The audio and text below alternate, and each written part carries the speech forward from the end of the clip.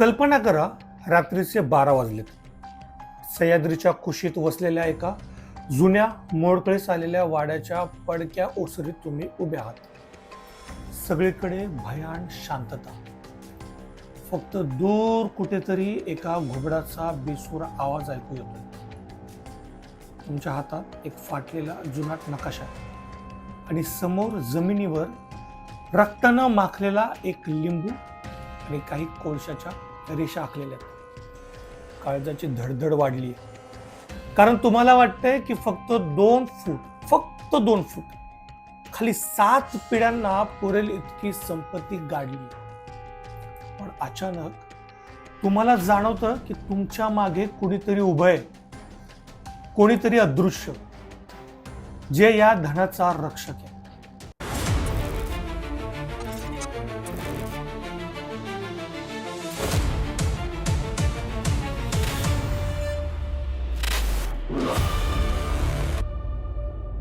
नमस्कार मित्रांनो, मी प्रमिल क्षेत्रे.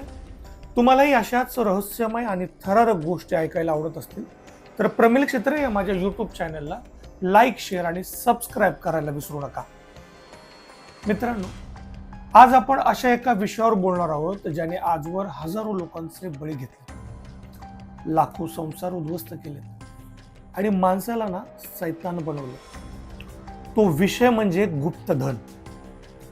महाराष्ट्राच्या मातीत शौर्याच्या कथा जशा कोरल्या तशाच काही कथा या मातीच्या पोटात गाडल्या गेलेल्या अफाट संपत्तीच्या पडल्या.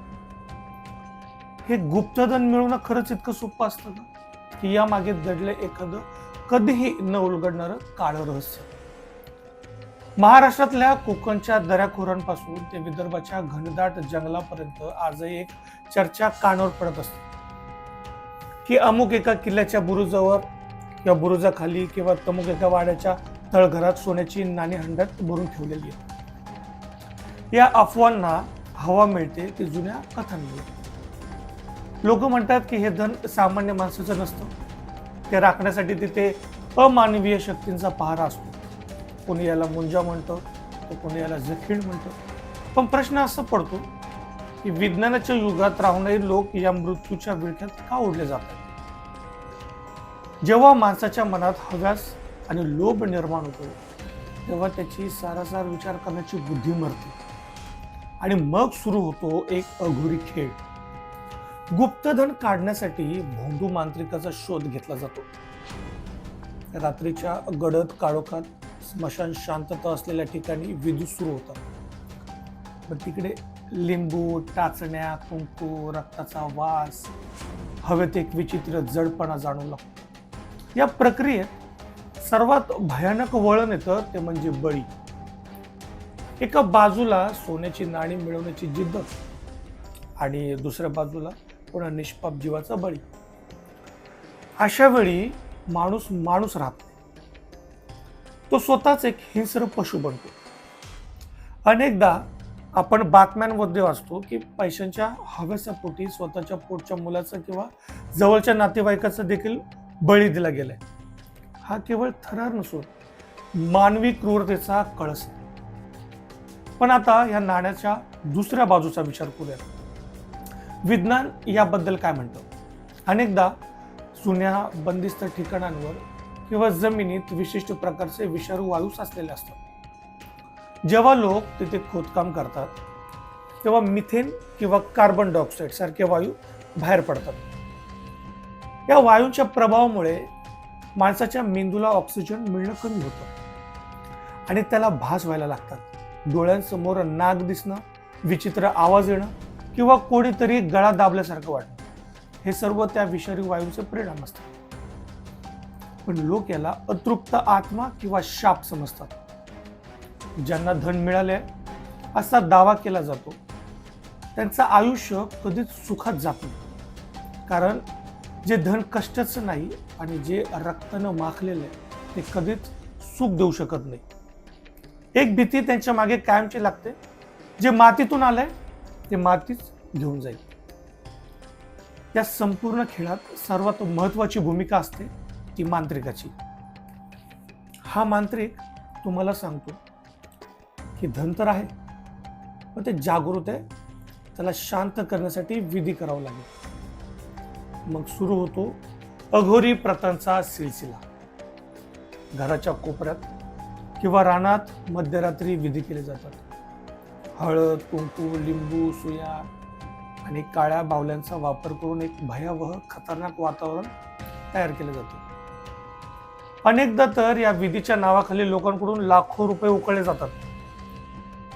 का तर ते देवाला प्रसन्न करण्यासाठी सोनं अंगावर चढवावं लागेल किंवा हवनासाठी महागड्या वस्तू लागतील असं सांगून सामान्यांची लूट केली जाते.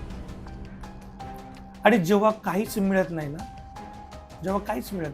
तेव्हा हाच मांत्रिक सांगतो तुमच्याकडून विधीत चूक झाली. विधी करतो कोण? हाच तांत्रिक. तोच सांगतो तुमच्याकडून विधीत चूक झाली म्हणून धन अदृश्य झाले.